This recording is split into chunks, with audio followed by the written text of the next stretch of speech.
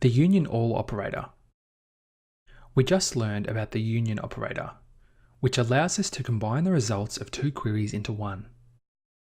The union operator removes duplicates. It works just like a distinct query.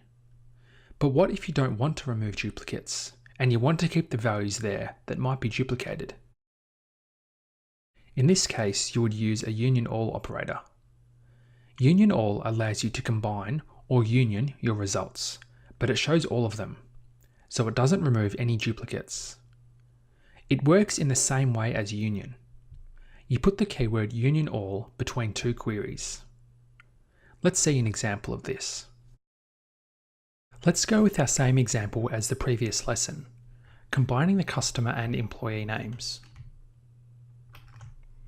This shows us all the employee and customer data.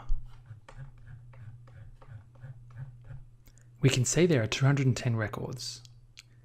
But if a name has shown up in both tables as the same, then it is only shown once here. First, let's remove the employee and the customer labels, so we can see if any duplicates were removed. You can see there are 207 records shown here.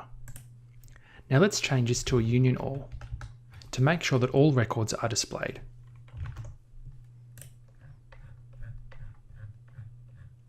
You can see there are slightly more records here. This is because some values are no longer removed as being duplicates.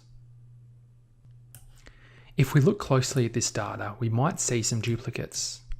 You can see here that there are 2 records for Alice Perry.